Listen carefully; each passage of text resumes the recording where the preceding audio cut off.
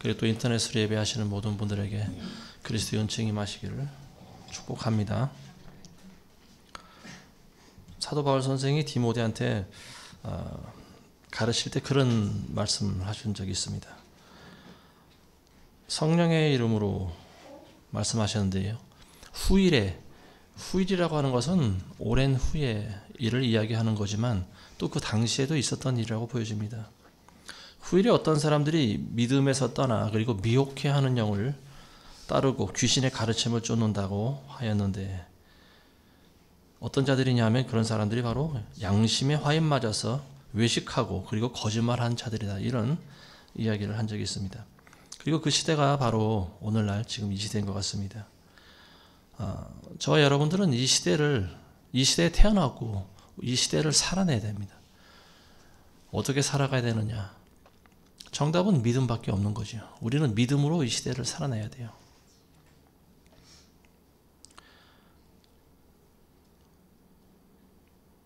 마지막 때를 안다고 해서 우리가 깨어있다고 생각을 하기도 합니다. 그렇지만 깨어있는 분들 가운데서도 보면은 별로 안 좋은 그런 열매를 보이는 일들이 있긴 합니다. 근데 왜 교회 안에서 보면은요, 믿음이 좋다고 하는 분들이 오히려 교회를 더 대적하는 그런 일들을 우리가 가끔 보기도 합니다. 근데 왜 이런 결과가 나타나게 됐는가 하면은 교회 안에 신앙인들을 크게 두 부류로 나눠봤을 때요, 미지근한 그런 신앙인들이 있는가 하면 열정적인 신앙인들이 있어요. 뭔가 뜨겁고 어떤 일을 좀 해보려고 하고 그리고 이런 정열적으로 하나님 일을 하려고 하는 사람들이 있어요. 근데 문제를 일으키는 사람들이 항상 보면은 열정적인 크리스찬이라고 하는 데 있습니다. 왜냐하면 이런 사람들에게 더 영적인 위험이 다가오기 때문에 그래요. 위험이 다가온다라고 하는 것은 악한 영이 더 쉽게 접근한다라고 하는 사실입니다. 이런 열정적인 크리스찬들은 누가 당신에게 어떤 영적인 체험을 하게 해주겠다, 뭐 이런 말들 손쉽게 그냥 받아들입니다. 뭔가 새로운 체험을 계속 하고 싶어 하는 거예요. 그리고 새로운 깨달음을 얻고 싶어 합니다. 그래서 열정적인 크리스찬들을 마귀가 공격 대상으로 삼는 거예요. 곧잘 주변에서 사람들이 어느 목사가 믿음이 좋고 능력이 있고 인격이 훌륭하고 성경 해석하는 것이 탁월하다, 뭐 이런 소문이 들리면 바로 찾아가요. 그리고 의심 없이 그가 하는 모든 이야기를 전부 다 받아들입니다. 물론 훌륭한 목사들도 이 시대에 많이 있습니다. 그리고 그분이 하는 이야기들을 통해서 우리 믿음이 자라고 영이 자라고 하는 것은, 그것은 누구든지 해야 되는 일입니다. 그리고 그런 걸 반대할 만한 그런 명분이 없는 거예요. 그렇지만 예수님께서 하신 말씀을 우리가 생각을 해볼 필요가 있습니다. 그게 어떤 말씀이냐면 거짓 선지자들을 너희가 주의해라. 그리고 그들을 분별하기가 힘들다고 그랬습니다. 왜냐하면 거짓 선지자들은 양의 옷을 입고 너에게 나온다고 그랬습니다. 양의 옷을 입었다라고 하는 것은 뭐냐면 굉장히 거룩한 모습으로 그리고 착한 모습을 가지고 우리에게 다가온다라고 하는 말입니다. 그렇지만 그 안에는 노략질하는 늑대가 들어있다. 이게 바로 예수님 말씀이에요. 그래서 이러한 거짓 선지자들을 우리가 분별할 수 있는 방법은요, 처음엔 잘 몰라요. 시간이 좀 지나봐야 알 수 있습니다. 어떻게 할 수 있는가 하면 그 사람의 열매로 그를 판단할 수 있다, 이렇게 이야기하고 있습니다. 열매라고 하는 것은 굉장히 중요한데요, 이것은 바로 개개인 우리 모두에게도 해당되는 말씀이다라고 하는 거예요. 영적인 체험과 그리고 성경 해석, 자, 이런 것들이 과연 하늘로부터 우리에게 계시된 것이냐, 아니면 우리 안에서 나온 것인지, 아니면 악한 영으로부터 비롯된 것인지, 이걸 우리가 잘 분별해 보지 않으면 안 돼요. 베드로후서 3장 15절 이하의 말씀에 보면요, 베드로 사도가 성경을 억지로 푸는 사람이 있는데 그러다가 스스로 멸망에 처한다, 이렇게 나와 있습니다. 성경을 억지로 풀면 멸망에 이를 수 있다라고 하는 거죠. 왜 그런가 하면은 성경이라고 하는 것은 제가 늘 말씀드리지만 칼과도 같은 것이에요. 이 칼이라고 하는 것은 어린아이들이 가지고 휘두르면 안 되는 겁니다. 그래서 어린아이일 때는 부드러운 음식을 먹고 자라면서 점차로 단단한 음식을 먹는 거예요. 그래서 그리스도의 장성한 믿음의 분량에 이를 때까지 우리가 하나님의 말씀을 계속해서 먹는 겁니다.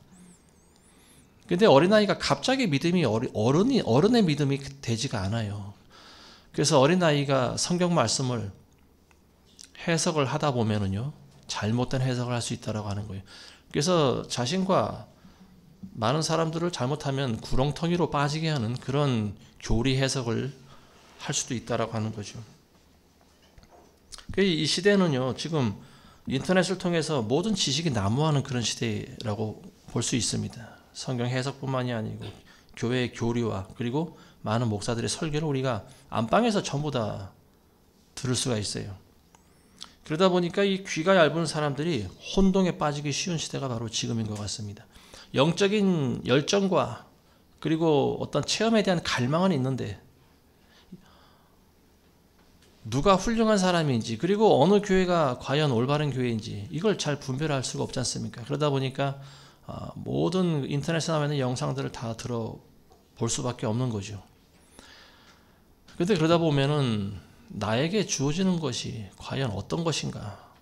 하나님의 올바른 말씀이 주어지는가? 위로부터 부어지는 그런 체험이 나에게 있는가? 우리는 이런 것들을 스스로 분별할 줄 알아야 돼요. 그래서 이제 이런 아마 여러분들도 이 말씀을 들으면서 많이 공감하시는 부분들이 있을 거라고 보여집니다. 이 말씀, 내가 성경을 읽을 때 깨닫게 된 이 교리 해석, 그리고 또 기도하면서 믿음 생활하면서 하나님이 주시는 꿈과 환상, 이런 영적인 체험들이 이게 과연 하늘로부터 온 것인가, 하나님께서 나에게 계시해 주신 것인가, 아니면 마귀가 준 것인가, 아니면 내 안에 있는 육신적인 내 자아가 준 것인가. 크게 세 가지로 우리가 나눠서 생각을 해볼 수가 있어요.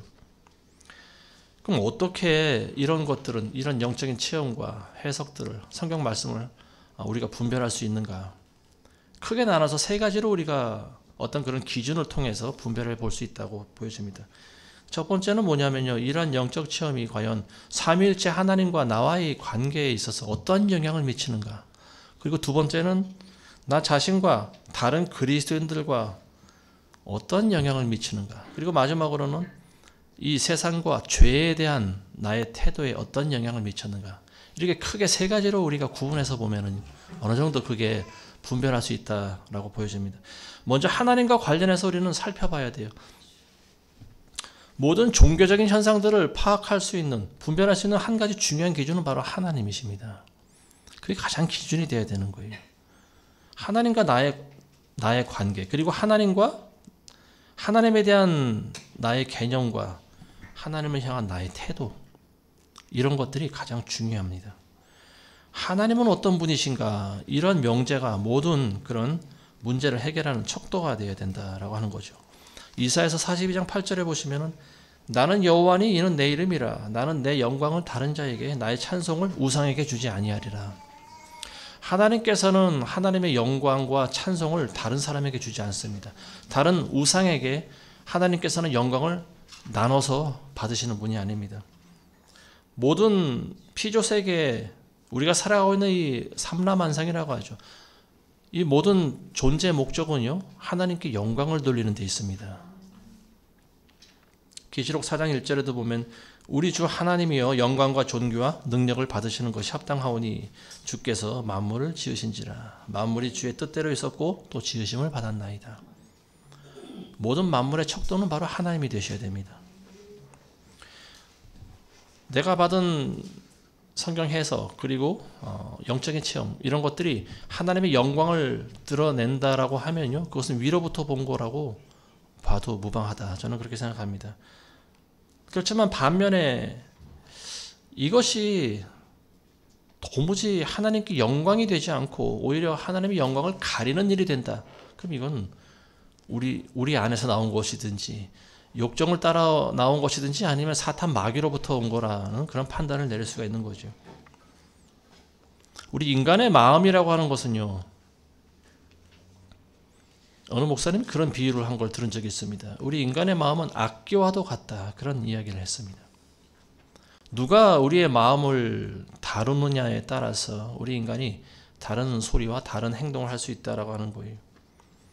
우리 인간의 마음을 성령님이 다루시기도 하고요. 때로는 사탄 마귀가 다루기도 하죠. 그리고 또 우리 자신이, 우리의 자아가 우리의 마음을 연주하기도 합니다. 각각 다른 소리가 나는 거예요. 근데 누가 연주하든지 종교적인 체험이라고 하는 것은요, 대동소이예요. 거의 비슷합니다. 악한 마귀에게 경배하는 사람들도요, 나름대로 카타르시즘이라고 하는 것을 느낍니다. 영적인 희열이죠.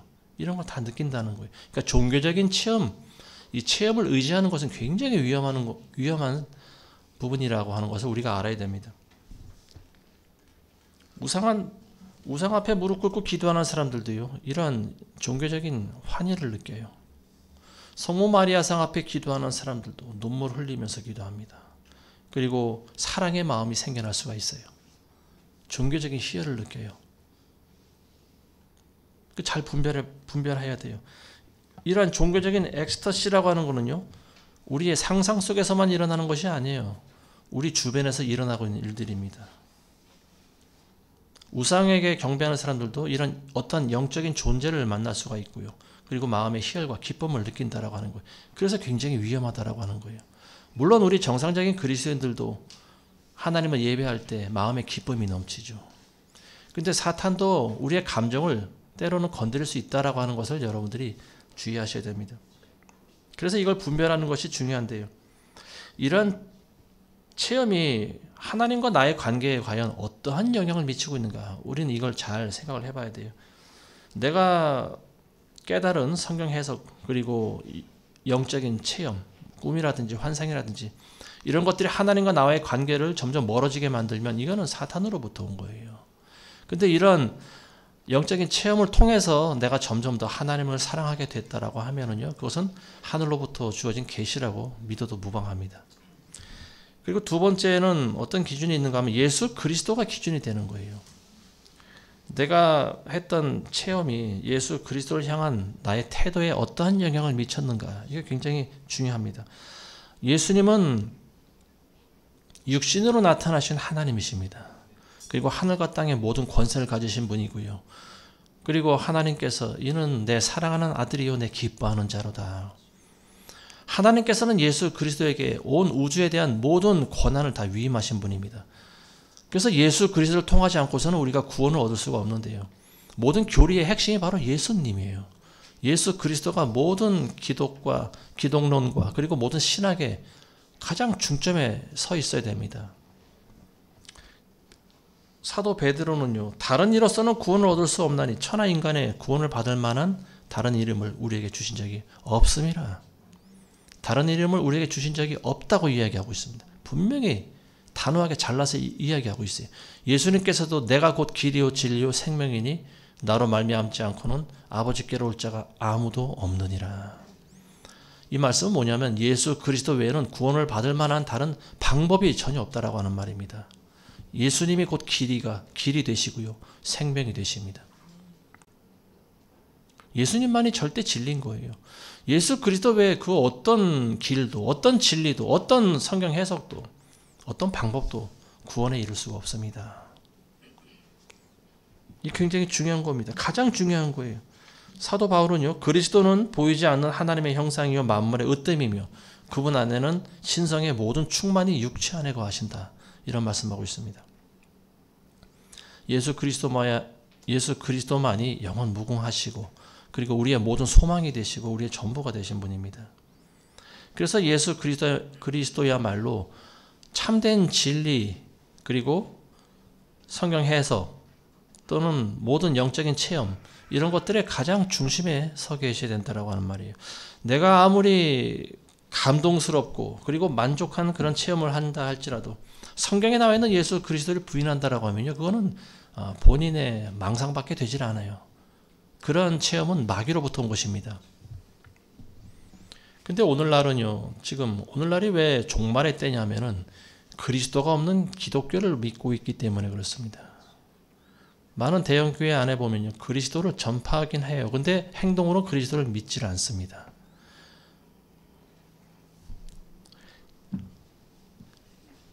교회들이 하고 있는 많은 일들 가운데, 본인이 그리스도인이라고 믿는 많은 사람들이 하고 있는 많은 일들 가운데 실제로는 그 중심이 그리스도가 없는 경우가 굉장히 많이 있어요.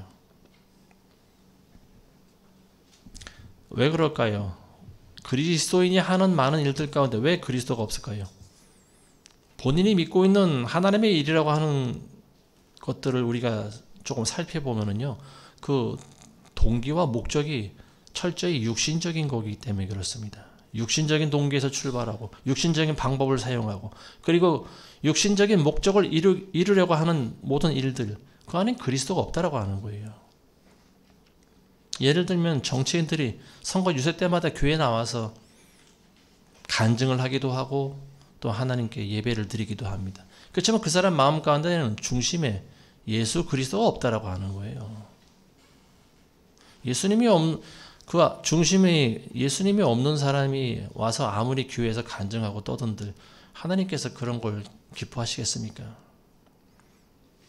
더군다나 시내 복판에 나와서 애국운동 한다라고 하는 사람들 가운데 보면은 그 안에 예수 그리스도가 없는 사람들이 허다해요. 태반이 예수님이 없습니다. 본인은 예수님의 이름으로 이런 일을 한다라고 하지만 사실은 사욕을 쫓는 거예요. 자기 육신의 정욕을 쫓아가는 거죠. 그 목적 자체가 육신적인 거기 때문에 거기에는 그리스도가 개입할 여지가 없습니다.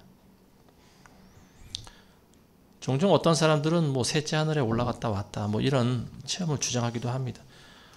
천국을 보고 왔다, 지옥을 보고 왔다 하는 것들이 많이 있어요. 근데 저는 그걸 볼 때 모두 다 부정하지도 않고 그렇다고 모두 다 인정하지도 않습니다. 어떤 거는 마귀로부터 온 것도 있고 어떤 거는 하나님으로부터 온 그런 계시가 될 수도 있다라고 하는 거예요. 그 분별할 수 있는 기준이 뭐냐? 내가 천국을 보고 왔는데 이 사람의 삶에 전혀 어떤 하나님과 예수 그리스도를 향한 나의 태도에 영향이 미치질 않고요. 그리고 다른 사람들과의 관계도 그렇고 교회 안에서 보여지는 부분들도 그렇고 예전과 다름이 없다라고 하면은 이거는 그냥 헛된 꿈일 뿐이다. 저는 그렇게 보여집니다. 그렇지만 그런 체험을 통해서 더욱더 하나님을 사랑하게 되고 하늘나라를 사모하고 예수님을 사랑하게 됐다라고 하면요, 그건 하늘로부터 온 것이다. 저는 그렇게 믿습니다. 요한일서 4장 2절에서 3절에 보시면은 이런 말씀이 있습니다. 하나님의 영을 너희가 이렇게 알지니 예수 그리스도께서 육신으로 오신 것을 시인하는 모든 영은 하나님께 속한 것이며 예수 그리스도께서 육신으로 오신 것을 시인하지 아니하는 모든 영은 하나님께 속한 것이 아니니 이것이 곧 적그리스도의 영이니라.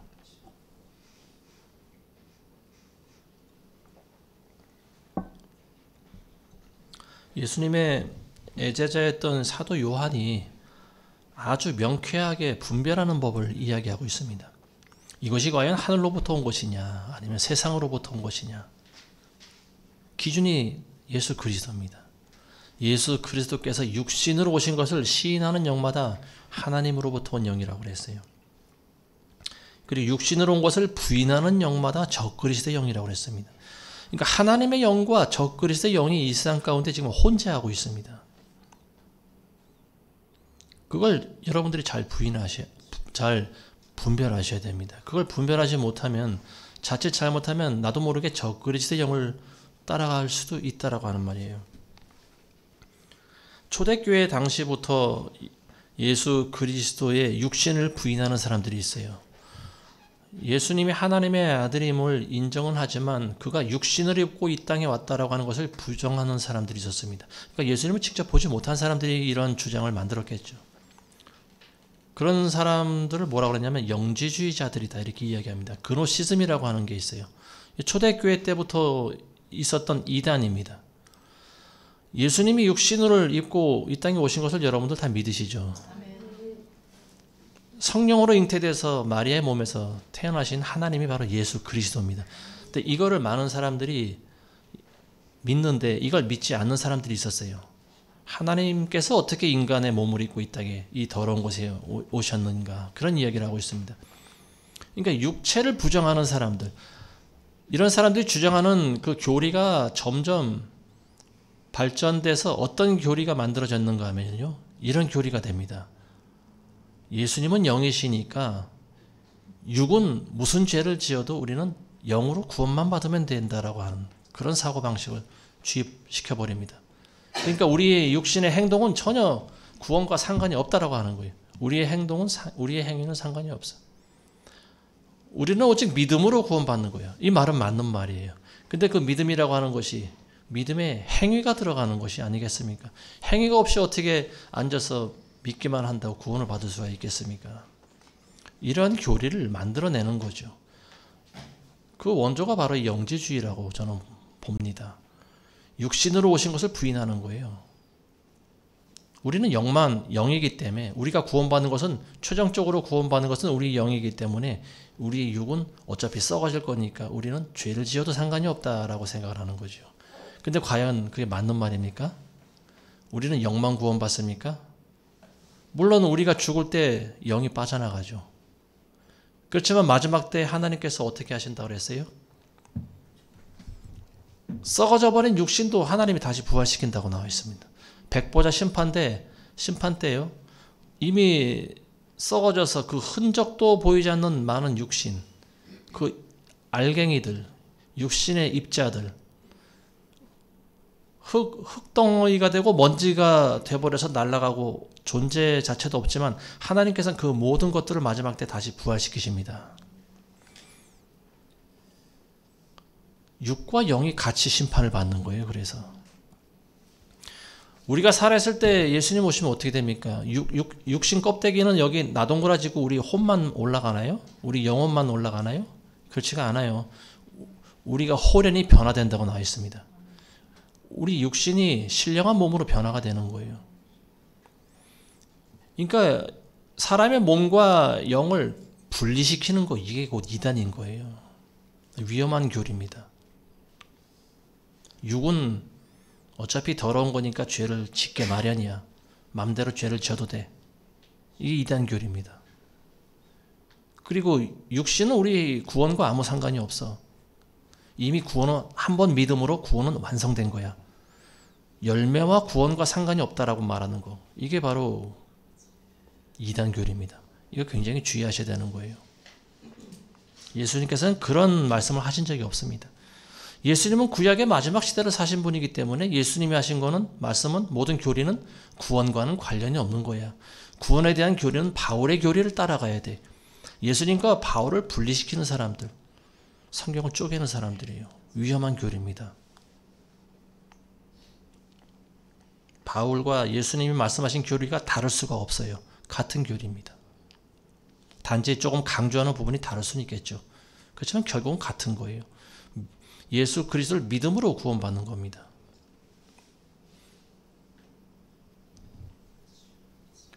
그리고 세 번째는요, 성경을 내가 과연 어떻게 대하는가, 나의 태도에 영향을 미치고 있는가, 이걸 우리가 보면 알아요.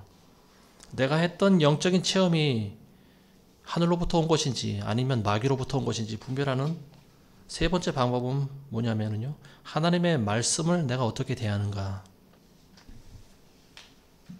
암만 내가 놀라운 간증을 하고 영적인 체험을 했다 하더라도요,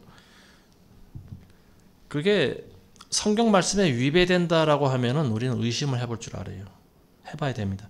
이 잘못된 것으로부터 온 그런 체험은요, 우리를 위험한 지경으로 몰아갈 수가 있어요.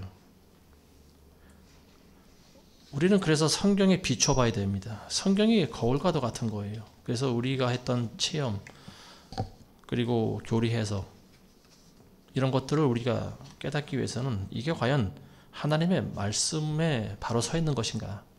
모든 최종적인 권위는 하나님의 말씀이 되어야 됩니다. 성경이 되어야 되는 거예요. 우리는 말씀을 통해서 그러한 영적인 체험에 대해서 우리는 그 건전성 여부를 우리가 판단해 볼 수 있다라고 하는 거죠. 20세기 들어서면서부터 유럽과 미국 뭐 이런 그 믿음에 먼저 됐던 그런 믿음의 국가들에서 이상한 그런 현상이 나타나기 시작하는데요. 그게 뭐냐면 교회 안에 수많은 비성경적인 그런 사상들이 마구잡이로 막 들어왔다라고 하는 거예요. 성경을 통해서 그런 것들을 분별하고 걸러내야 되는데 이 부흥의 눈이 먼 많은 목회자들이 그런 세상에 있는 사조들을 다 받아들인 거예요. 근데 이상한 신학이 생겨나고 이상한 사상이 생겨나기 시작합니다. 근데 그들이 주장하고 있는 것들이 뭐냐면 과거 우리의 믿음의 조상들, 뭐 마틴 루터나 웨슬레나 뭐 스펄전과 같은 사람들, 뭐 이런 사람들보다 지금이 더 종말의 시대이기 때문에 지금 우리에게 어떤 그 주시는 계시가 더 놀랍고 신비로운 것이다. 더 훌륭한 것이다. 우리는 그들이 알지 못한 것을 지금 깨닫고 있다. 이렇게 이야기하는 그런 사조가 있습니다. 그래서 우리는 이러한 새로운 교리를 의심해도 안 되고 거부해서도 안 된다. 예수 그리스도는 어린 양의 신부가 될 사람들을 지금 훈련하고 계신다. 우리는 이런 성령님의 새로운 그런 운동에 우리는 복종해야 된다. 뭐 이렇게 그럴듯하게 이야기하는 사람들이 있습니다. 과거의 믿음의 조상들보다 지금 이 시대를 살아가는 우리에게 더 훌륭한 계시가 주어지고 있다라고 하는 거예요. 근데 그게 맞는 말인 것 같기도 하지만 맞는 말이 아니에요. 왜냐하면 성경적이지 않기 때문에 그렇습니다. 지금 일어나고 있는 전 세계적인 종교 운동이 있어요. WCC를 통합한 중심으로 그리고 캐톨릭을 위시해서 많은 종교가 지금 하나가 되려고 움직이고 있지 않습니까? 이게 종교 연합 운동이고요. 그리고 또 어떤 운동이 있는가 하면 기독교 내에서도 뉴에이지 운동 같은 게 있어요. 뉴에이지 운동. 이거는 다른 세상에 있는 악한 영들과 같이 합해지는 그런 운동이죠. 절대 진리가 없는 운동입니다. 그런가 하면 또 신사도 운동 같은 게 있죠. 신사도. 사도 시대는 끝났고 지금 우리가 신사도다, 새로운 사도다라고 하는 거예요. 자기네들끼리 서로 계급을 정하고 순위를 매기고 서로 안수해주고 막 그럽니다. 사도라고 하는 거예요. 본인들이. 근데 무슨 사도가 온몸에 문신을 그림을 그냥 흉측하게 다 그려놓고 이상한 소리를 하고 개 짖는 소리도 하고 그런 사람들을 사도라고 세우고 만들어낸 그런 그 운동이 바로 신사도 운동이에요. 그 미국에 가면 어느 교회 가면은 그런 사람들이 있습니다. 이 굉장히 위험한 위험한 그런 행동들이죠. 근데 사람들이 왜 그런 곳에 가느냐 하면은 거기서 본인들이 생각할 때 많은 이적이 나타난다고 생각하기 때문에 그래요. 병이 낫기도 하고 귀신이 떠나기도 하고 많은 표적이 나타나는 것 같으니까 사람들이 거기 가는 거예요. 그러니까 그 사람들 안에 중심에는 그리스도가 없어요. 그 사람들이 추구하는 건 뭐냐면 바로 자기 육신의 정욕입니다. 내 목적만 이루어지면 돼. 나는 병만 고치면 돼. 그리스도가 누군지 나는 상관이 없어. 그래서 사람들이 교회 나가는 거예요. 성경이 가르치고 있는 마지막 때의 특징은 뭐냐면요. 새로운 것이 너에게 새로운 계시가 주어질 것이다 라고 하는 말을 하고 있지 않습니다. 오히려 우리가 가지고 있었던 과거의 영적인 상태가 오히려 더 부패되고 소멸되고 사랑이 식어진다. 이게 바로 성경의 가르침이에요. 디모데후서 3장 1절 이하에는요. 마지막 날들에 아주 어려운 때가 오리라. 사람들이 자기를 사랑하고 돈을 사랑하고 자긍하고 교만하고. 이 말씀 여러분들 잘 아시죠? 우리가 가지고 있던 영적인 자산들이 오히려 소멸되는 시대에 우리가 살아가고 있다고 하는 거예요.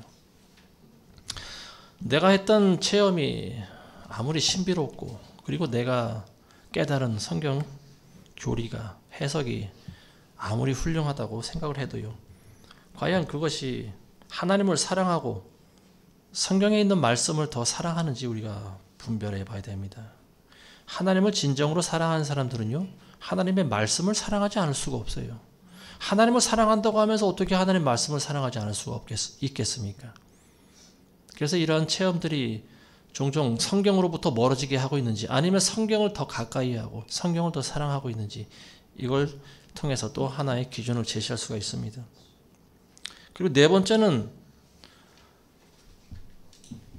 그 체험이 영적인 체험이 과연 하늘로부터 온 것인지 아니면은 다른 곳으로부터 온 것인지 분별할 수 있는 체험은 뭐냐면요. 저와 여러분들 자신입니다. 여러분들 개인적인 생활에 어떤 영향을 미쳤는가라고 하는 거예요. 성령이 거하는 너희가 하나님의 전이다. 예수님께서 그런 말씀하셨습니다. 우리 안에 하나님의 성령이 거하고 계십니다. 근데 우리 안에 계신 하나님의 성령님은요, 끊임없이 우리를 교훈하고 우리를 재촉하고 우리를 이끌어가요. 어떻게 이끌어가시느냐 하면은 세상과 반대되는 방향으로 이끌어가십니다. 갈라디아서 5장 17절에 보시면 육신은 성령을 거슬러 욕심을 부리고 성령은 육신을 거스르나니 이들은 서로 반목하여 너희가 하고자 하는 일을 하지 못하게 하느니라. 육신과 성령이 지금 서로 싸우고 있습니다. 성령은 여러분들을 하나님의 쪽으로 끌고 가려고 하고 세상은 자기네 쪽으로 끌고 가려고 합니다. 그래서 우리 안에서 이 두 가지 법이 항상 싸우고 있다고 바울이 이야기하고 있지 않습니까? 로마서 8장 5절에도 보면 육신을 따르는 사람들은 육신의 일을 생각하나니 성령을 따르는 사람들은 성령의 일을 생각하느니라. 육신적으로 생각하는 것은 사망이나 영적으로 생각하는 것은 생명과 화평이니라. 육신적인 생각은 하나님과 원수가 되나니 그것은 하나님의 법에 복종하지 않을 뿐만 아니라 실로 할 수도 없음이라. 그러므로 육신 안에 있는 자들은 하나님을 기쁘시게 할 수가 없느니라.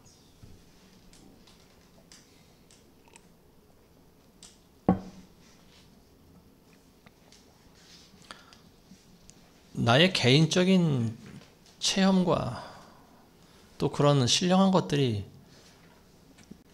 나 자신을 어떻게 변화시켰는가, 이거 알아보는 것이 굉장히 중요합니다. 첫 번째는 그게 내 안에 자아가 점점 죽어지고 있는가 아니면 내 자아가 점점 살아나고 있는가, 이걸 여러분들이 잘 판단하셔야 됩니다. 하나님의 영이 우리 안에서 어떤 창조적인 일을 하시기 위해서는 가장 먼저 하시는 일이 있어요. 그게 뭐냐면 바로 여러분들의 자아를 죽이시는 일입니다. 근데 그 자아라고 하는 것은 한 번에 죽질 않아요. 점차적으로 죽어나갑니다. 저와 여러분들이 자아를 십자가에 못 박고 그리고 순종하는 단계까지 이르기 되기까지는요, 많은 시간과 그리고 많은 일들을 겪으셔야 된다라고 저는 보여집니다. 우리가 온전히 십자가에 못 박히는 사람들은요, 성령의 음성에 복종할 줄 압니다. 하나님 말씀에 복종할 줄 알아요. 그리고 이런 자들에게 하나님께서는 성령으로 충만하게 하십니다. 내가 십자가에 못 박힐 때 비로소 나는 성령으로 충만해질 수 있는 거예요. 내 안에 자아가 가득 살아있는데 성령으로 충만한다? 이건 도무지 말이 되질 않는 소리예요. 세상을 사랑하는 사람들에게 하나님께서는 성령의 기름을 부어주시지 않습니다.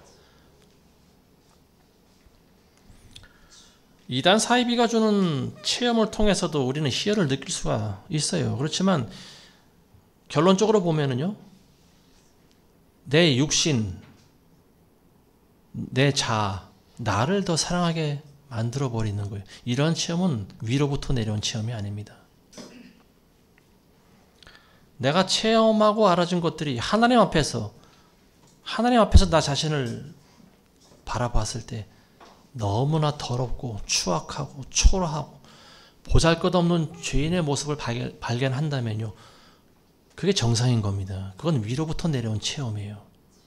여러분들이 그렇게 되시기 바랍니다. 그건 하나님으로부터 온 거예요. 근데 그러한 체험을 통해서 내가 마치 뭐라도 된 듯이 우월감에 빠지고 교만해지고 자만심에 빠지게 만들어 버린다면요, 이건 마귀가 주는 체험입니다. 그리고 세상을 대하는 내 태도가 어떻게 변화되어 있는지 이거를 우리가 살펴봐야 되는데요. 여기서 말하고 있는 세상이라고 하는 것은 하나님께서 지으신 아름다운 피조물을 이야기하는 것도 아니고요. 그리고 구원받지 못한 그 세상을 이야기한 잃어버린 영혼들을 향한 그런 세상을 말하는 것도 아니고, 세상은 완전히 구별되는 악을 이야기하는 거죠. 육신의 정욕과 안목의 정욕과 이생을 따라 살아가는 그런 죄악된 세상을 이야기하고 있습니다. 그리고 사탄 마귀의 영향을 받아서 살아가는 사람들을 이야기하고 있고, 지옥을 향해 달려가고 있는 사람들은 세상이다, 이렇게 보고 있습니다. 고린도후서 6장 14절에 보면 너희는 믿지 않는 자들과 멍에를 매지 말라. 의와 불의가 어찌 관계를 맺으며 빛과 어둠이 어찌 사귀겠느냐. 세상과 하나님의 나라는 절대로 합해질 수 없다라고 하는 말입니다. 근데 오늘날 목사들이 가르치는 설교가 보면은 세상과 하나님의 나라가 아름답게 연합해야 된다라고 가르치고 있어요.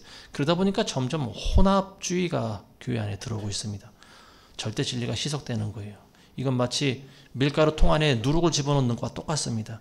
하나님의 진리는 세상 진리와 섞이질 않습니다. 그리고 세상 사람들은 하나님의 진리를 받아들이질 않아요. 저들도 하나님의 진리를 안 받아들이는데 왜 우리가 저 사람들의 진리를 받아들여야 됩니까? 근데 오늘날 목사들이 그 짓들을 하고 있어요. 교회 안에 세상에 있는 것들을 자꾸만 집어 들여오고 있습니다. 그래서 예수님께서 그런 사람들을 다 내쫓지 않습니까? 내 집은, 하나님의 집은 기도하는 집인데 너희는 장사꾼의 소굴을 만들었구나. 채찍을 만들어서 전부 다 흩어버리십니다. 세상을 사랑하게 만들고 세상과 타협하게 만드는 그런 것들은요, 하나님으로부터 온 것이 아닙니다. 여러분들 잘 분별하셔야 됩니다. 내가 아무리 놀라운 체험, 놀라운 영적 체험을 하고 심지어는 내가 예수 그리스도를 직접 눈으로 봤다고 하더라도요, 그걸 통해서 내가 계속적 세상적인 일을 하면서 정욕적인 일을 추구하고 세상적인 방법을 동원하고 육신적인 목적을 내가 이루기 위해서 살아간다면요, 그건 하나님으로부터 온 것이 아니고 마귀로부터 온 것이다.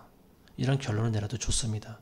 물론 우리가 그러한 어떤 과정 가운데 있을 수는 있어요. 그렇지만 이 사람이 도무지 변화되지 않고 그런 상태로 살아간다. 그럼 그 사람이 했던 체험은요, 광명의 천사로부터 온 것입니다. 하나님으로부터 온 것이 아니에요. 요즘 가끔 보면은 자기가 하던 일을 계속 하면서 그 하던 일이라고 하는 것이 세상적인 일인 거죠. 육신의 정욕과 안목의 정욕을 도모하는 일들, 이런 걸 계속 하면서 복음을 가르치고 성경 말씀을 가르치는 그런 사람들이 있습니다. 그리고 교회 다니면서 간증하는 사람들이 있어요. 근데 이런 것들 여러분들 주의하셔야 됩니다. 그 사람들이 가르치는 거에 넋놓고 듣지 마세요. 사실 성경 해석이라고 하는 것은 대동소이해요. 영적인 체험도 마찬가지입니다. 아주 미세한 차이가 결국은 다른 길로 가게 만드는 거예요. 좁은 길로 여러분들은 끝까지 가셔야 됩니다.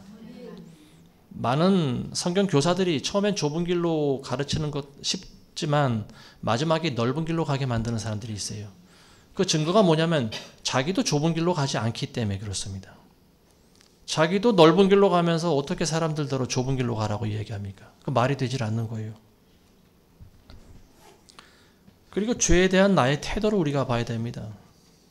하늘로부터 온 은혜는요, 그 사람을 점점 더 죄로부터 멀어지게 만들어요. 근데 자꾸만 더 죄를 짓게 만든다? 이건 마귀로부터 온 거예요. 아무리 신령한 체험을 했다 하더라도 이건 하늘로부터 온 것이 아닙니다. 자, 디도서 2장 11절에 보시면 이런 말씀이 있어요. 이는 구원을 주신 하나님의 은혜가 모든 사람에게 나타나서 우리를 가르치시되 불경건과 세상 정욕들을 거부하고 우리로 하여금 신중하며 의롭고 경건하게 이 현 세상을 살아가게 하시며 그 복된 소망 곧 위대하신 하나님인 우리 구주 예수 그리스도의 영광스러운 나타나심을 기다리게 하셨음이니라. 구원의 은혜라고 하는 것은요, 그 사람을 가르친다고 나와 있어요. 먼저는 불경건한 세상의 정욕을 피하게 가르친다라고 하는 거예요. 근데 세상과 연합하고 손을 잡고 세상에서 성공하라고 하는 그런 교리는 도대체 어디서 나온 건가요? 불보듯이 뻔한 거예요. 세상과 합하여 하나가 되고 세상에서 성공하라고 하는 것은 교리는요, 사탄 마귀로부터 온 것입니다. 여러분들 그걸 잘 구별하실 줄 아셔야 됩니다.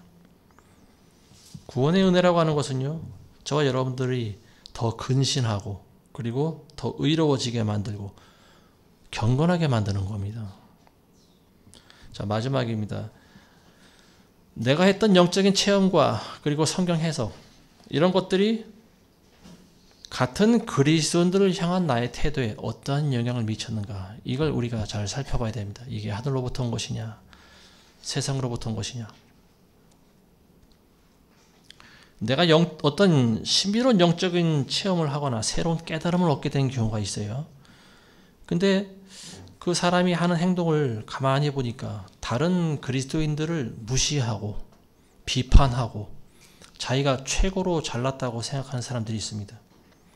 그래서 같은 그리스도인들과 교제 자체를 안 하는 사람들이 있어요. 왜 그런가 하면 내가 한 체험이 최고라고 생각하는 거예요. 내가 했던 이런 신비로운 체험은 너희가 도저히 따라오지 못할 그런 체험이야. 나는 너희와 좀 구별돼야 돼. 그리고 나는 너희와 대화를 하기가 싫어.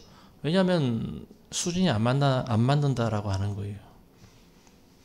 그래서 잘 말도 섞지 않는 사람들이 있어요. 근데 겉으로는 굉장히 부드럽고 겸손한 태도를 보이고 있습니다. 굉장히 부드러운 그런 태도를 보여요. 그러니까 사람들은 잘 몰라요. 저 사람이 속으로 어떤 생각을 하고 있는지. 근데 이러한 그 사람이 가지고 있는 이러한 내적인 심리 상태에 굉장히 위험한 겁니다. 어느 순간에 교만함이 드러나오게 돼 있어요. 근데 그걸 지적해줘도 본인이 잘 모르는 경우가 있어요. 왜냐하면 다른 여러 가지 자신을 가릴 수 있는 그런 정당화시킬 수 있는 그런 요소가 많이 있기 때문에 그렇습니다. 그 사람이 했던 영적인 체험과 그리고 깨달은 성경 해석 이런 것들이 설령 하늘로부터 온 것이라 할지라도 그걸 통해서 내가 더 열정적이 되고 더 하늘나라를 소망하게 되었다 할지라도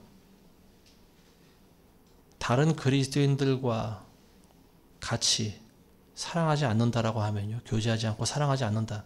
그런 체험은 하늘로부터 온 것이 아니다. 저는 그렇게 봅니다. 그 사람이 영적으로는 더 열정적이 됐을 수도 있어요. 그렇지만 가장 큰 걸 잃은 거예요. 그게 뭐냐면 사랑입니다. 내 안에 열정은 생겼는지 모르지만 정작 중요한 사랑을 잃어버린 거예요. 사랑을 잃어버리면 여러분들 다 잃어버린 거와 똑같습니다. 수백 년 전에 영국에서 살았던 어떤 우리 위대한 믿음의 여인이 있습니다. 이 여인이 한 말이 한번 제가 읽어드릴게요. 창조주 하나님을 바라보며 하나님을 사랑하는 사람은 자신이 하나님 앞에서 얼마나 작은 존재인지를 깊이 느끼게 된다. 또한 하나님을 향한 경건한 두려움과 진정한 온유함을 갖게 되며 그의 믿음의 형제 자매들에 대해 사랑과 관용의 마음을 갖게 된다. 이렇게 이야기하고 있습니다. 하늘로부터 내려온 은혜를 정말로 풍성히 많이 받은 사람들은요, 사랑이 넘치게 돼 있어요. 사도 바울이 한 말씀이 그거 아닙니까? 내가 사람의 말과 천사의 방언을 할지라도 사랑이 없으면 내가 아무것도 아니다. 사랑은 온유하며 사랑은 오래 참고 사랑에 대한 명제를 아주 명쾌히 내린 사람이 사도 바울입니다. 사랑이 없으면 아무것도 아니라는 거예요. 아무리 신령한 체험을 해도 사랑이 없으면 아무것도 아닙니다. 아무리 내가 훌륭한 성경 해석을 깨달았어도요, 사랑이 없으면 아무것도 아닌 거예요. 이게 하늘로부터 온 것인지 내 육신의 자아와 그리고 마귀로부터 온 것인지 분별할 수 있는 가장 중요한 것이 바로 이 사랑입니다. 내 안에 사랑이 샘솟듯이 생겨나고 있는가? 사도 요한이 이런 말을 하고 있습니다. 우리가 말이나 혀로 사랑하지 말고 행동과 진리로 하자. 이로써 우리가 진리에 속한 줄 알고 또 그분 앞에서 우리의 마음을 확고히 하느니라. 말로만 사랑하지 말고 행동과 진리로 하자 그랬어요. 그래야 우리가 하나님께 속한 자인 줄 안다라고 했습니다. 또 요한일서 4장 7절에도 보면요. 이는 사랑이 하나님께 속한 것이기 때문이라. 사랑하는 사람은 누구나 하나님께로부터 태어났으며 또 하나님을 아느니라. 사랑하지 않는 자는 하나님을 알지 못하나니 하나님은 사랑이시기 때문이다. 내가 아무리 신비한 체험을 하고 또 탁월한 성경을 해석을 한다 할지라도요, 내 안에 사랑이 없으면 이 사람은 하나님의 사람이 아니라고 하는 말입니다. 그리고 그 사람이 했던 체험과 그 지식이 하늘로부터 온 것이 아니라고 하는 거예요. 이걸 여러분들이 잘 분별하시기 바랍니다. 은혜가 충만한 사람일수록 하나님의 사람들, 나와 같은 그리스도인들을 더욱 사랑하게 돼 있어요. 요한일서 5장 1절에 보면 내신 이를 사랑하는 자마다 그에게서 난 자를 사랑하느니라, 이런 말씀이 있어요. 이 말씀이 뭐냐면요, 내가 하나님을 사랑한다면 하나님의 자녀들을 사랑하지 않을 수 없다라고 하는 말이에요. 같은 그리스도인들을 우리가 서로 사랑해야 된다라고 하는 말입니다. 그래서 성도의 교제라고 하는 것이 굉장히 중요한 거죠. 하늘로부터 온 그런 참된 체험이라고 하는 것은 다른 그리스도인들을 더욱 사랑하게 만드는 거예요.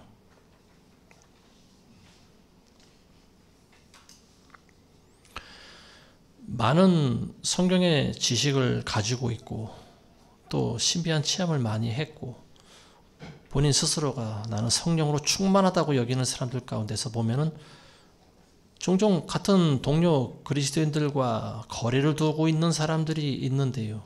근데 이건 바람직하지 못한 그런 행동입니다. 그동안 우리 교회로 왔다가 나간 사람들, 뭐 교회를 나간 사람들 이야기를 해서 또 안 됐지만, 그리고 뭐 그 사람들이 모두가 다 저는 100% 잘못된 사람들이다라고 보지 않습니다. 근데 대개가 보면은 많은 분들이 나갔던 많은 분들이 처음에는 굉장히 신령한 것 같지만 결국은 열매가 좋지 못한 모습을 많이 보게 돼요. 그리고 이제 그들의 모습을 한 가지를 단적으로 보면은 같은 그리스도인들과 사이가 좋지 못합니다. 왜냐하면 자기가 영적으로 우월하다고 하는 교만함에 차 있기 때문에 그래요. 근데 이런 사람들은 결국은 어느 공동체를 가든지 도태되게 돼 있어요. 어느 공동체에서든지 그런 사람들 환영하지 않습니다. 예수님께서는 너희가 서로 사랑하면 이로써 모든 사람이 너희가 내 제자인 줄 알리라. 우리가 한 영적인 체험 별로 중요하지 않아요. 환상, 꿈, 탁월한 성경 교사의 교리 강좌, 그런 것들보다 더 중요한 게 있어요. 그게 뭐냐면 내 안에 과연 사랑이 생겨나고 있는가? 예수 그리스도를 사랑하는가? 하나님의 나라를 더 사모하는가? 이런 것들을 우리가 살펴봐야 됩니다. 우리의 몸과 마음을 같은 그리스도인으로부터 멀어지게 만드는 것은요, 하나님으로부터 온 것이 아닙니다.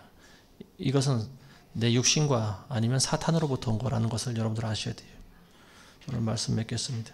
예수님께서 거짓 그리스도들과 거짓 선지자들이 일어나서 큰 표적과 기사를 보여 할 수만 있으면 택하신 자들도 미혹하게 하리라. 예수님이 직접 말씀하신 겁니다. 이 말씀을 듣는 분들 가운데 내가 신비한 체험을 했다. 놀라운 꿈과 환상을 보았다.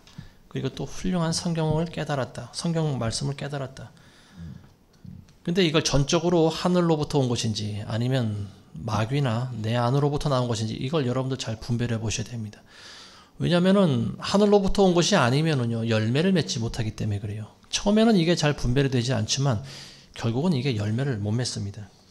내가 받은 이런 체험과 이런 성경 해석이 삼일체 하나님으로부터 멀어지는지 아니면 더욱 하나님을 사랑하게 되는지, 하나님의 말씀을 내가 무시하는지 아니면 하나님의 말씀을 더욱 사랑하고 가까이 하게 되는지, 그리고 내 자신이 죄에 대한 태도, 그리고 나의 자아, 그리고 같은 동료 그리스도인들을 더욱 사랑하게 되었는지, 그런 태도에 영향을 미치는지 우리가 이런 것들을 통해서 살펴볼 수가 있습니다.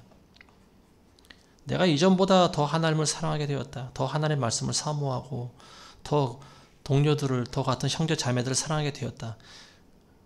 그랬다면 그 사람이 했던 영적인 체험과 성경 해석은 맞은 거예요. 하늘로부터 온 것이라고 봐도 무방합니다. 그렇지만 그 반대로 내가 아무리 놀라운 체험을 하고 심지어는 하늘에 올라갔다 왔다 할지라도요, 내가 세상을 여전히 더 사랑하고 같은 동료 크리스찬을 무시하고 그들과 교제하는 것을 거부한다면은 그 사람이 받은 것들은 하나님으로부터 온 것이 아니다. 저는 그렇게 봅니다. 지금 마지막 때는 미혹이 난무하는 때입니다. 그러니까 여러분들이 이걸 잘 분별하셔야 됩니다. 부디 여러분들을 잘 살펴보시고 넘어지지 않고 십자가의 좁은 길을 끝까지 걸어가시는 여러분들 되시길 주님의 이름으로 축원합니다. 기도하겠습니다. 거룩하신 아버지 하나님, 감사합니다. 하나님, 미혹이 난무하는 시대고 우리가 이것을 잘 분별해야 됨에도 불구하고 우리는 육신의 정욕과 자아가 살아있음으로 말미암아 하늘의 것을 분별하지 못하고 때로는 받아들이지 않으며 살아가고 있나이다. 하나님, 우리가 다시 한번 회개의 자리에 나서게 하시고 하나님 앞에서 철저히 주인의 모습을 깨닫게 하시며 같은 형제자매를 더욱 사랑하게 하시고 그로 말미암아 성령으로 충만한 그런 우리 모든 성도들이 다 될 수 있도록 도와주시옵소서. 예수님의 이름으로 기도합니다. 아멘.